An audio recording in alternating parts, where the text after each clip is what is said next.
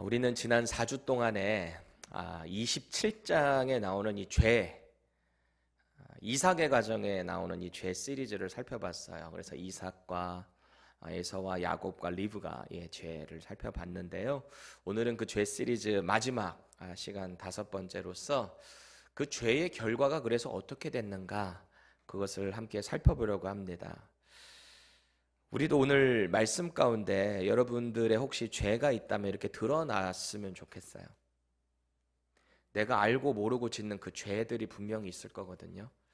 그 죄가 말씀 가운데 이렇게 드러나고요. 그것을 우리가 좀 주목했으면 좋겠습니다. 이 죄를. 나는 왜 이 죄를 짓는가? 나는 왜 자꾸 이 연약하게 이 죄 가운데 넘어지는가 말이죠. 또 말씀 가운데 분명한 하나님의 뜻이 저와 여러분들에게 이렇게 비춰질 수 있기를 바랍니다.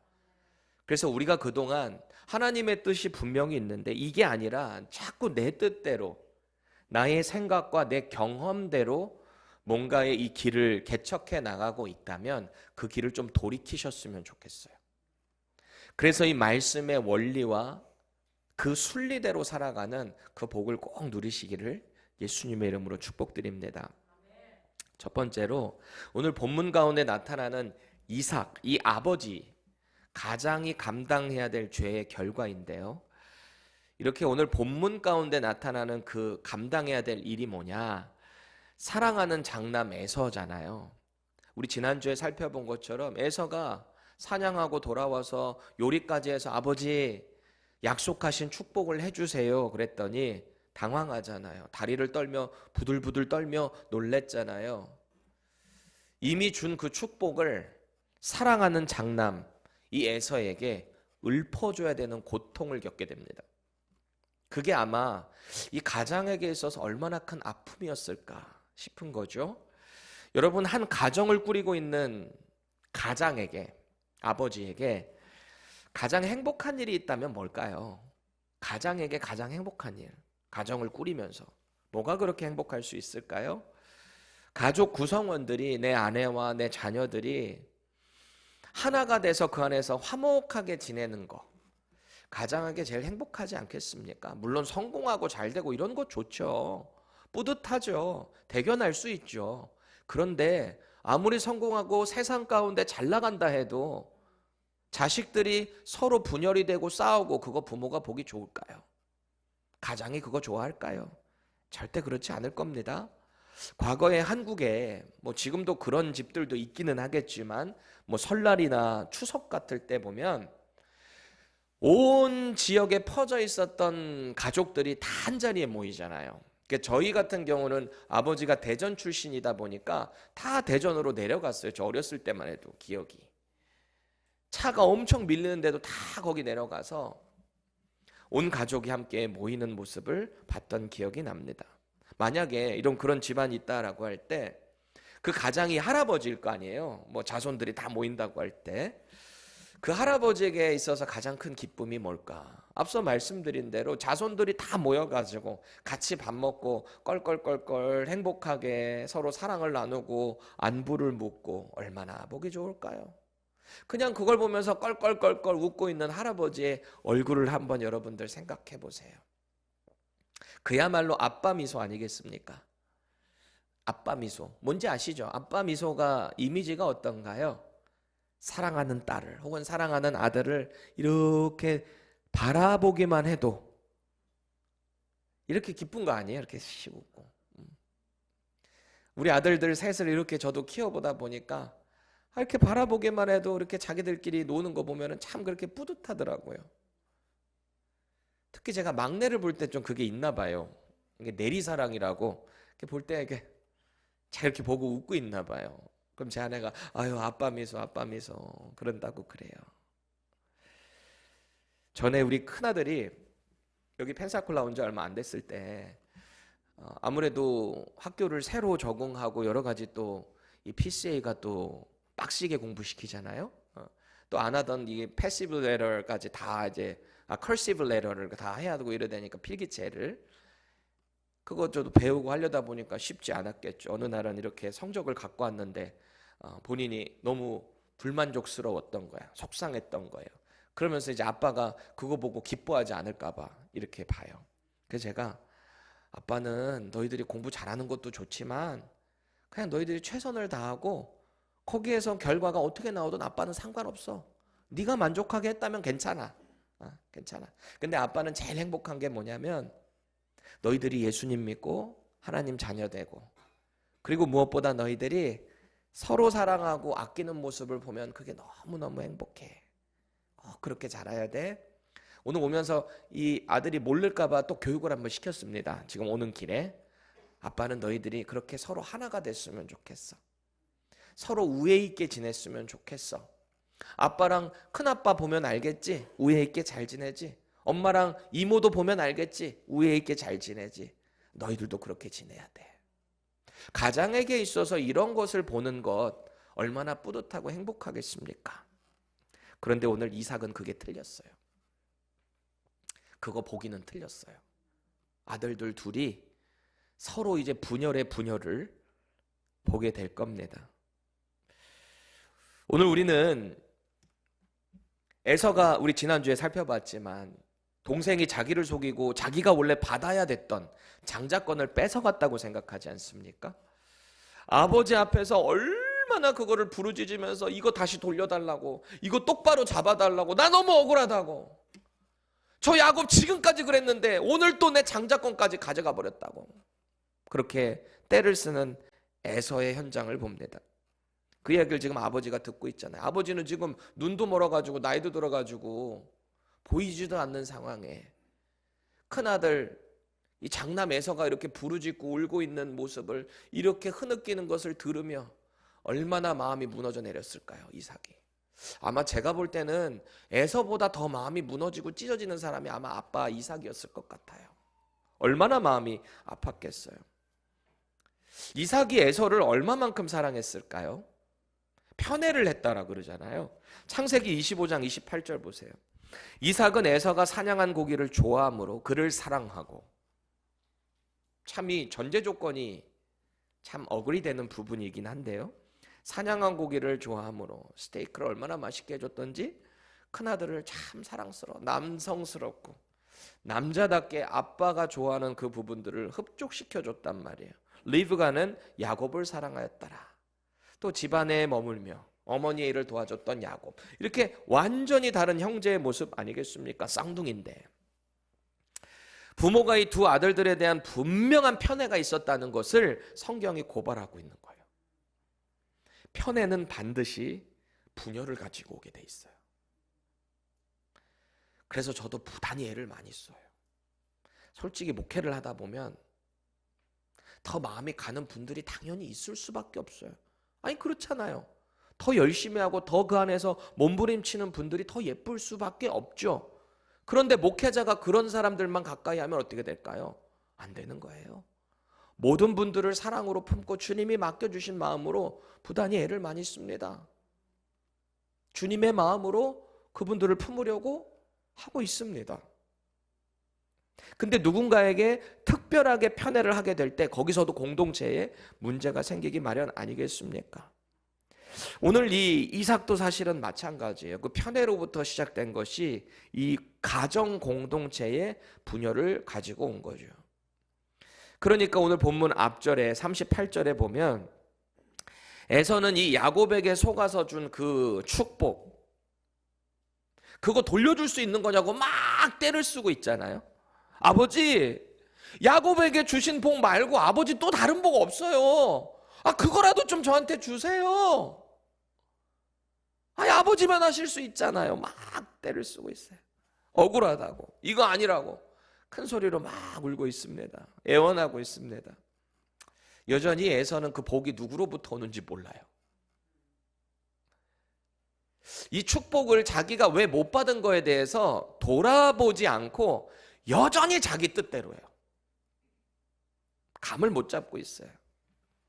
그런데 이 축복은 이미 그 축복의 배는 이미 떠나버린 거예요. 다시 불러올 수가 없어요.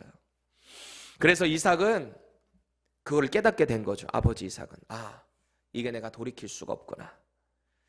내가 비록 속아서 축복하기는 했지만 이게 하나님 뜻이구나. 받아들일 수밖에 없었습니다. 왜요? 이삭은 믿음의 사람입니다. 이게 결국 하나님으로부터 오는 거, 결국 하나님이 야곱을 축복하기로, 복 주시기로 작정하셨던 거 깨닫게 된 거 아니겠어요? 그래서 지금 억울하다고 호소하고 있는 이 장남에게 내가 지금 야곱에게 무슨 복을 줬는지를 읊어줘야 되는 거예요. 얼마나 마음이 아팠을까요? 이미 상처받아서 막 애원하고 울고불고 있는 그 장남 에서의 마음을 막 후벼 팔 수밖에 없는 이 아빠의 마음을 한번 생각해 보세요. 그래서 에서는 이제 자신을 속인 그 야곱을 죽이겠다는 거예요. 41절 우리 세 번역으로 볼까요? 에서는 아버지에게서 받을 축복을 야곱에게 빼앗긴 것 때문에 야곱에게 원한이 깊어갔다. 그는 혼자서 아버지를 곡할 날이 머지않았으니 그때가 되면 동생 야곱을 죽이겠다 하고 마음을 먹었다. 여러분 지금 이 현장을 상상해 보실래요? 이삭이 야곱에게 준 복을 다 읊어줍니다. 이렇게 될 거야. 내가 이런 복을 줬어. 그리고 나서 에서가 지금 그 아버지로부터 나오고 있잖아요. 아마 에서의 마음에서도 뭐 그랬는지는 모르겠지만 차마 지금 눈 멀고 늙은 아빠 앞에서 아버지 내가 죽여버릴 겁니다 뭐 이런 말까지는 하진 않았던 것 같아요. 그래서 그 현장을 나오면서 얼마나 속에서 분노가 막 일끓어오는지 씩씩거리면서 나왔을 거 아니에요, 에서가.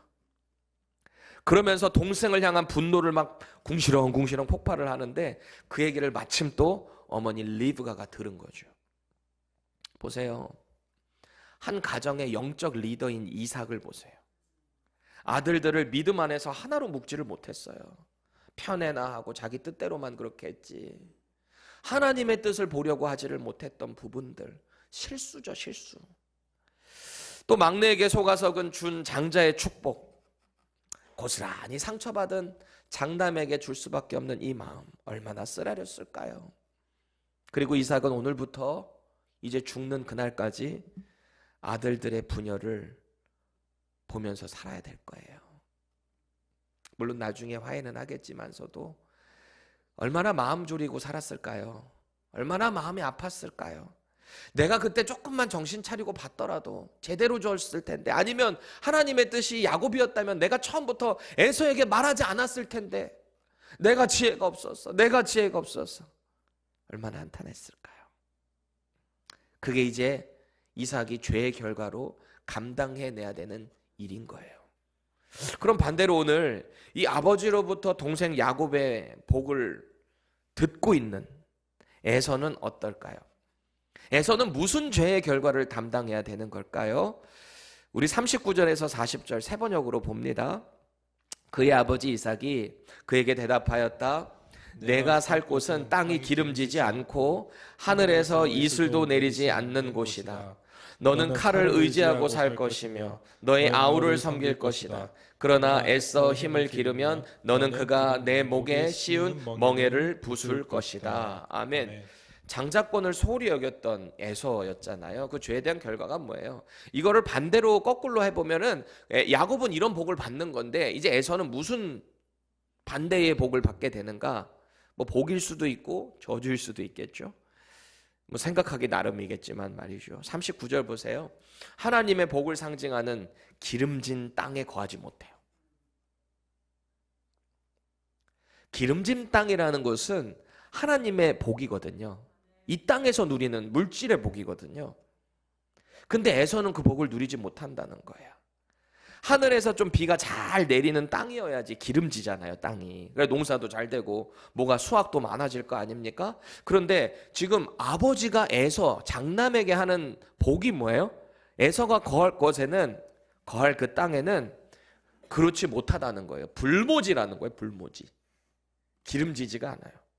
또 40절 보세요. 앞으로 에서의 인생은요, 생존을 위해서 시도 때도 없이 칼을 들어서 전쟁을 해야 됩니다. 이제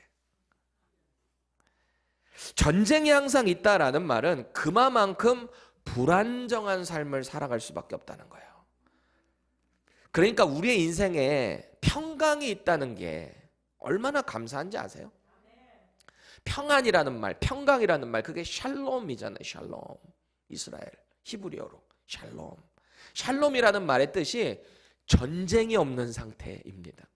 근데 지금 에서는 그 전쟁이 있는 상태를 매일매일 살아내야 한다라는 거 아니에요?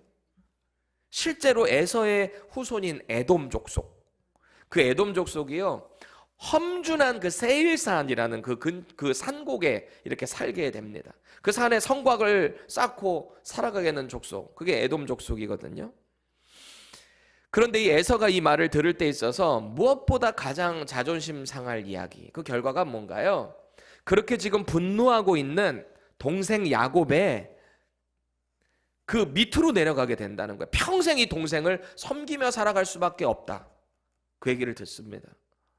보세요. 칼로 끊임없이 저항해서 살아가야 돼요. 전쟁을 해야 돼요. 땅에는 기름지지가 않아요. 그리고 동생을 섬겨야 된대요. 그런데 여기 마지막에 보니까 목에 씌워진 멍에가 잠깐 부서질 때가 있대요. 목에 멍에가 있는데, 멍에가 뭐예요? 소 이게 농기구잖아요. 두 마리 이렇게 딱 하나로 엮어가지고 가는 욕. 그게 멍에잖아요. 이게 매달려 있으니까 주인이 하라는 대로 갈 수밖에 없어. 에돔은 앞으로 그런 삶을 살아가게 될 거예요. 누구한테 눌려서요? 이스라엘에게 눌려서, 동생에게 눌려서.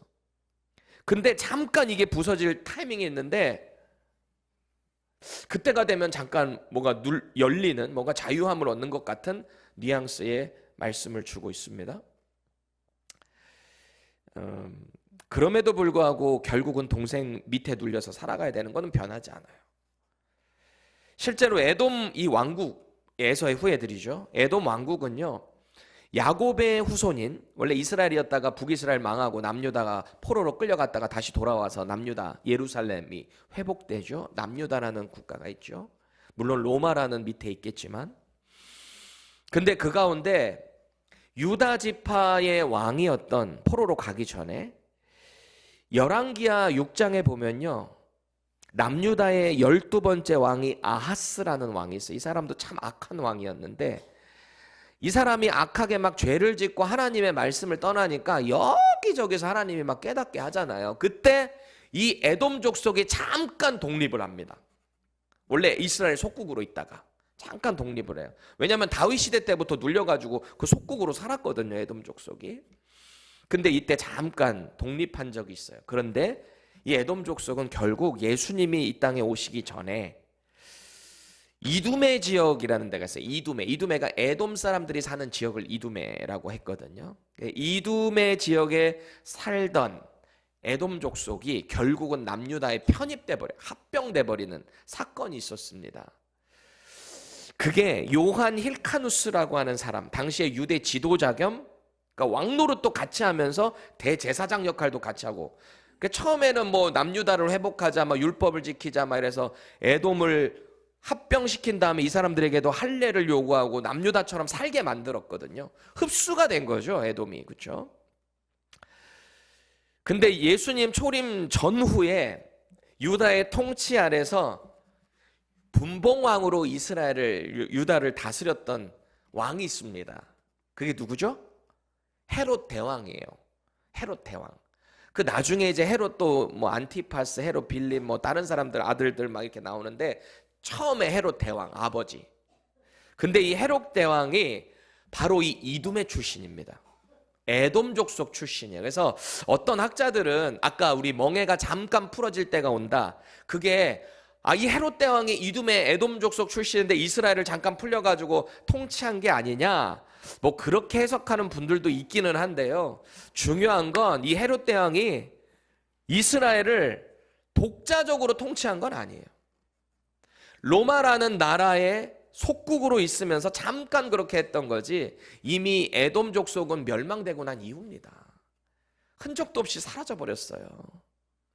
결국 이 에돔 족속은 이스라엘 안에서만 존재하게 되었다. 이게 지금 에서의 후예들, 앞으로 있게 될 이들의 미래라는 거예요.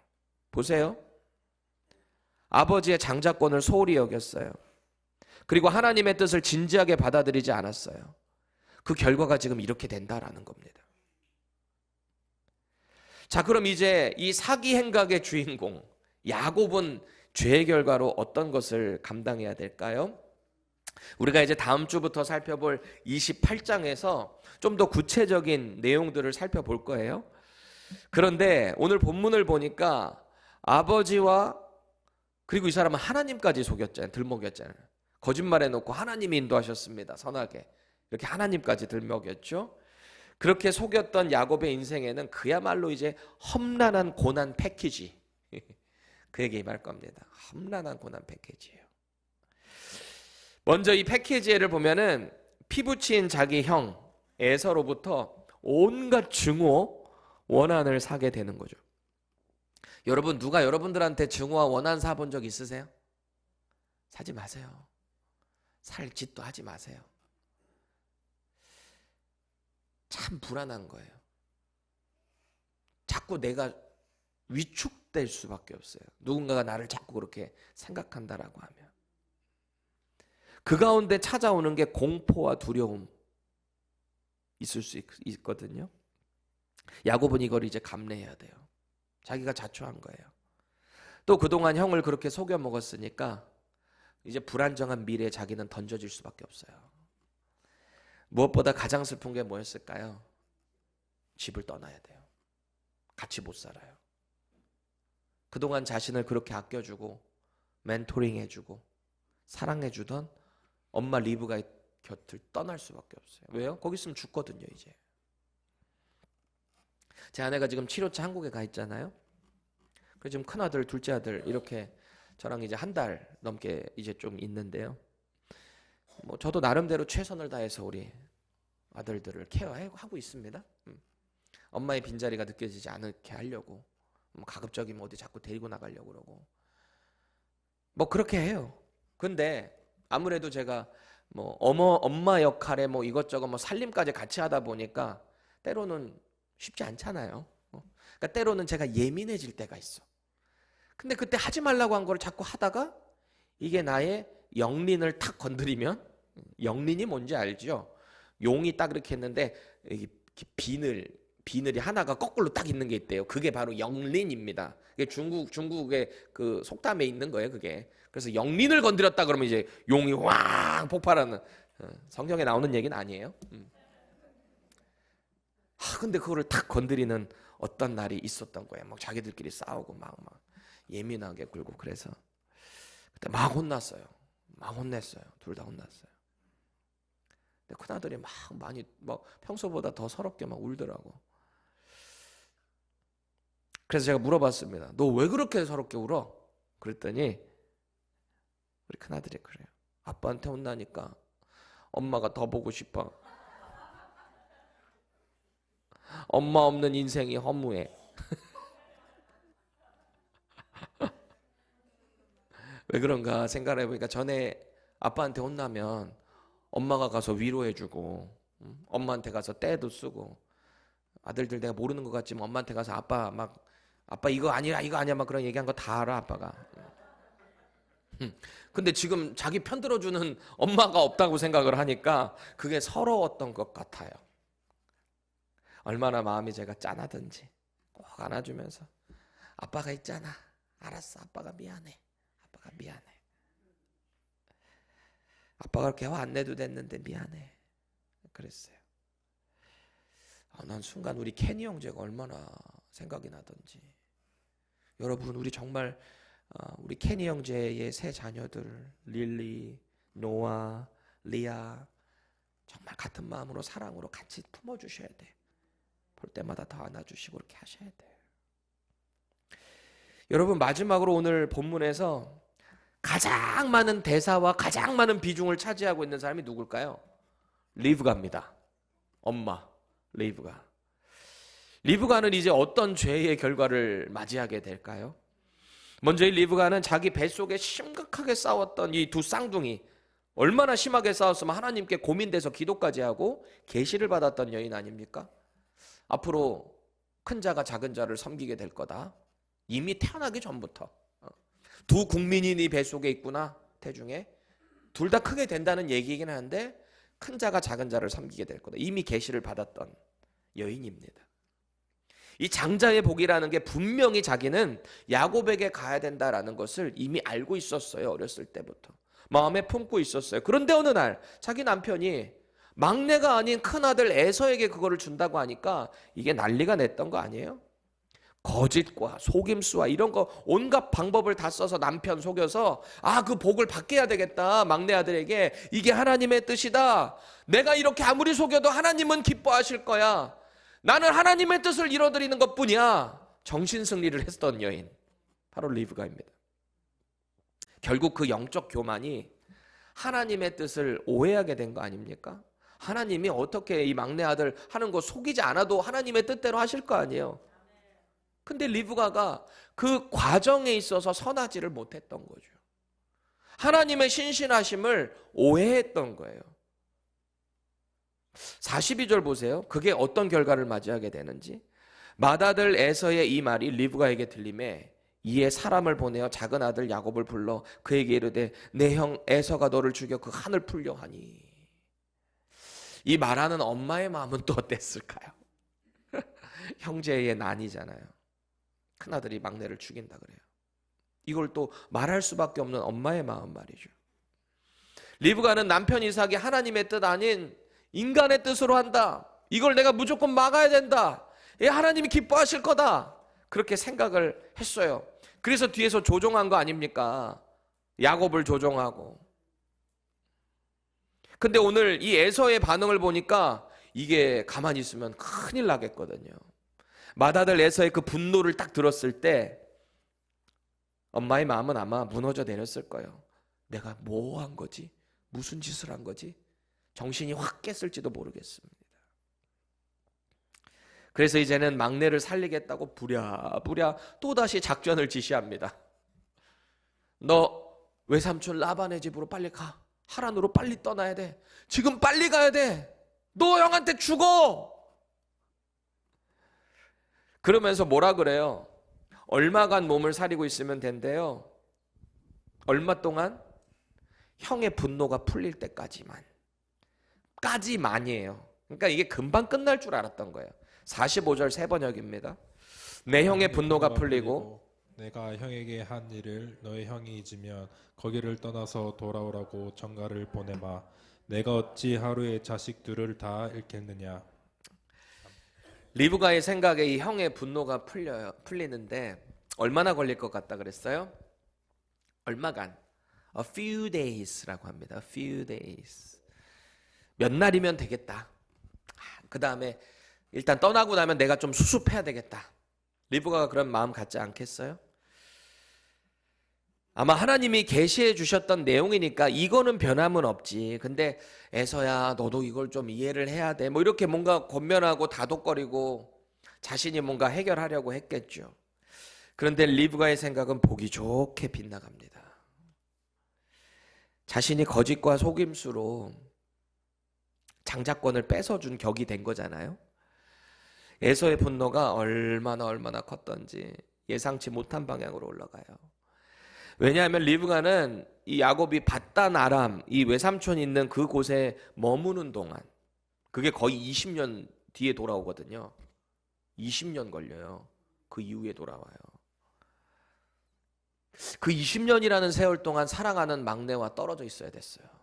아들을 잃었어요. 성경은 오늘 야곱을 떠나보낸 이후에 그 이후에 중간에 다시 만났다는 얘기가 없어요. 침묵하고 있어요. 앞서 야곱이 엄마한테 그랬거든요. 어머니, 제가 이거 들어가서 아버지 속이다가 걸리기 들어가면 저 저주 받습니다. 그때 리브가가 뭐라 그랬죠? 그 저주 나한테 돌려. 내가 다 감당해낼 거야. 그랬거든요.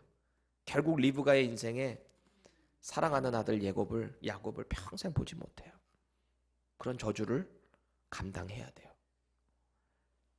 그리고 딱 2명 있는 아들들이 원수지간이 된 것을 눈앞에서 지켜보며 애태워야겠죠. 또 오늘 리브가는 마지막으로 또 야곱 살리겠다고 남편 이삭을 끝까지 한번 또 속여야 됩니다. 또 속여야 이게 돼요. 46절 현대인의 성경입니다.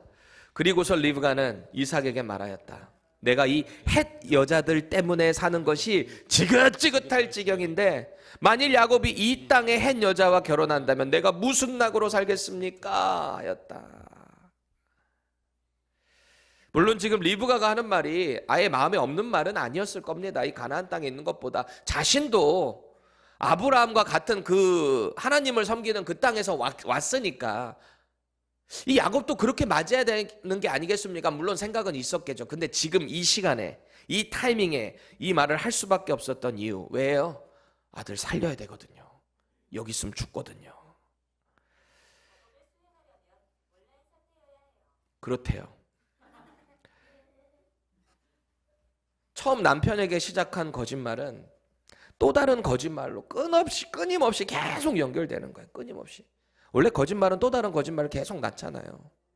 이 처음에 한 거짓말을 덮으려고 또 다른 거짓말, 또 다른 거짓말.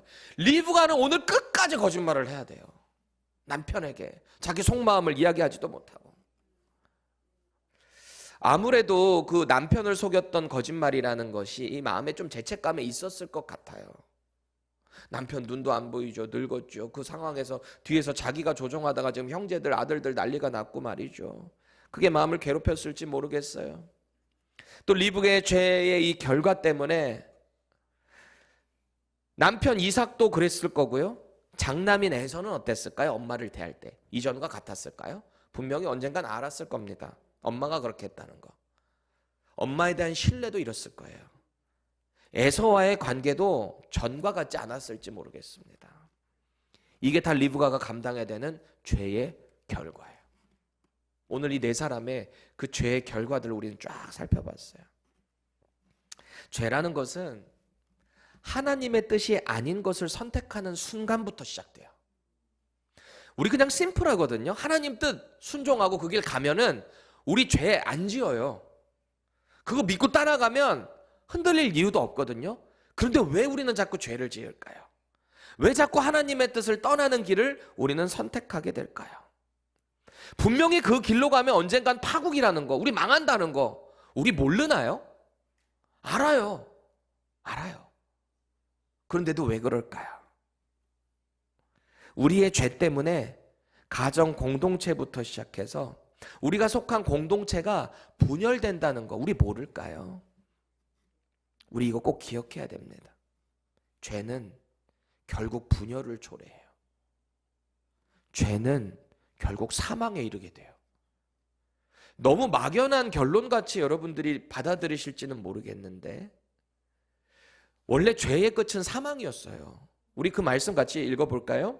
로마서 8장 5절부터 8절까지 쭉 읽어보겠습니다. 시작. 육신을 따르는 자는 육신의 일을, 영을 따르는 자는 영의 일을 생각하나니 육신의 생각은 사망이요 영의 생각은 생명과 평안이니라. 육신의 생각은 하나님과 원수가 되나니 이는 하나님의 법에 굴복하지 아니할 뿐 아니라 할 수도 없음이라. 육신에 있는 자들은 하나님을 기쁘시게 할 수 없느니라. 아멘. 육신은 하나님을 기쁘게 못해요. 육신의 생각은 영에 속하지를 못해요. 우리는 사실은 영의 사람들 아닙니까? 예수님을 영접하고 성령 하나님이 거하시는 영의 사람들이거든요. 그러면 우리는 자꾸 꾸준히 영의 생각을 해야 하는 거예요. 육신에 있는 자들은 아까 뭐라 그래요? 하나님을 기쁘시게 할 수 없다. 우리 삶의 인생의 목적이 하나님의 기쁨, 영광, 하나님을 찬송드리기 위해서 우리가 지음을 받았다고 하는데 우리가 그 하나님을 기쁘시게 할 수 없다라면 우리는 영의 사람이 아니다 라는 반증 아니겠습니까? 우리 하나님은 우리가 죄 가운데 허우적거릴지라도 당신의 뜻대로 우리를 분명히 선하게 인도하실 거예요. 그게 우리 하나님이세요. 우리는 연약하지만. 그런데 만약에 우리가 죄 가운데 허우적거리는 가운데 하나님 우리를 인도하신다? 거기에 대한 죄에 대한 대가는 반드시 우리가 치러야 할 겁니다. 그걸 또 다른 표현으로 하면 징계입니다. 징계는 하나님의 사랑이에요. 관심 없고 사랑이 없으면 징계하지 않아요. 방치시켜버리죠. 하나님은 이 세상을 그냥 방치시키는 거예요. 죄 가운데. 특별한 은혜를 입은 자들만 예수를 믿는 믿음으로 하나님의 사랑으로 다시 돌아오는 거 아니겠습니까? 여러분, 하나님이 당신의 자녀들을 왜 징계하실까요? 돌아오라고, 깨달으라고, 다시 내 사랑으로 들어오라고 말이죠. 아버지의 뜻을 깨달으라고 징계를 하시는 거예요. 여러분 자신을 돌이켜보세요. 나는 지금 어떤 죄 가운데 속해 있는가? 오늘 이삭과 리브가와 에서와 야곱의 이 죄의 결과를 우리가 보면서 내가 혹시 kind of 이런 죄의 결과를 경험하고 있지는 않은가 지금? 아직 늦지 않았어요. 하나님의 무서운 징계가 임하기 전에 말씀이 내 안에 정말 임한다면 깨우치셔야 돼요. 회개하셔야 돼요. 회개하면 되는 거예요. 회개가 뭐예요? 돌이키는 거잖아요. 유턴 하는 거잖아요. 하나님 앞에 정직하지 못했던 나의 죄를 회개하셔야 돼요. 하나님의 뜻인지 분명히 아는데도 내 탐욕 때문에, 나의 욕심 때문에 선택한 그 길로부터 돌이키셔야 돼요. 정직한 우리의 마음에 그 회개 가운데 하나님이 오늘 우리를 반드시 회복시켜 주실 거예요. 그걸 믿으셔야 돼요. 그럼에도 불구하고 우리는 죽는 그날까지 실수할 겁니다. 우리 죄 지을 겁니다. 그 죄의 굴레에서 허우적거릴 거예요. 왜요? 우리 육신이 죄된 육신 때문에 그래요. 우리의 영혼은 새롭게 거듭났지만 우리 이 죄된 육신 가운데 이 땅에서 살아가다 보니까 이 죄에 막 허우적거린단 말이죠. 그래서 이 죄된 생각, 행동에서 이제 좀 내가 괜찮아졌다, 자유한다 한 그 타이밍에 또다시 우리는 넘어질 수 있거든요. 어쩌면 우리는 이 땅에서 영원히 이 죄로부터 완전한 자유함은 못 이뤄요. 어쩌면이 아니라 사실이에요, 그게. 그럼에도 불구하고 우리가 그 죄를 지었던 상황에서 그렇게 허우적거리는 원인은 뭔가 가만히 생각을 해보면 이 죄도 내 의지로 자꾸 뭔가 돌이키려고 내 의지로 하려다 보니까 거기서 더 부작용을 일으키는 게 아닐까요? 우리가 정말 내 의지로 뭔가의 죄로부터 다 돌이킬 수 있을까요? 결국 하나님이 도와주셔야 돼요. 말 못할 나의 죄. 그 죄의 결과로 지금 뭔가가 아파하고 있다면 하나님께 정말 정직하고 겸손함으로 아뢰보세요. 하나님께서 우리의 믿음을 붙잡아 주셔야만 우리가 그 죄로부터 해방될 수 있는 거예요. 나의 죄된 습관, 나의 죄된 생각들, 나의 마음들, 누군가를 미워하는 분노의 마음, 나의 정욕, 음란, 모든 것들 말이죠. 우리가 정말 예수님을 믿는 믿음이 내 안에 다시 한번 회복되고 더 깊이 성령님의 인도하심이 있다면 이런 죄의 문제 우리 해결 못할까요? 하나님 분명히 해결해 주실 겁니다. 오늘 기도할 때 정말 그분의 도우심을 간절히 간구하십시다. 방법 없어요. 도저히 할 수 없었던 나의 이 구원을 해결해 주신 예수님의 십자가 앞으로 자꾸 그래서 나아가야 된다는 거예요. 예수님의 십자가 앞에 나가서 예수님의 저 보배로운 십자가의 그 피가 나의 과거와 현재와 미래에 내가 도저히 구원받을 수 없었던 나의 이 죄의 문제를 해결해 주셨음을 믿으셔야 돼요. 선포하셔야 돼요. 그렇게 거룩한 삶을 살아가는 거예요. 그렇게 허우적거리는 인생이 아니라 우리는 이제 성령 하나님과 함께 자꾸 승리를 선포하는 그런 복된 인생 살기를 축복드립니다.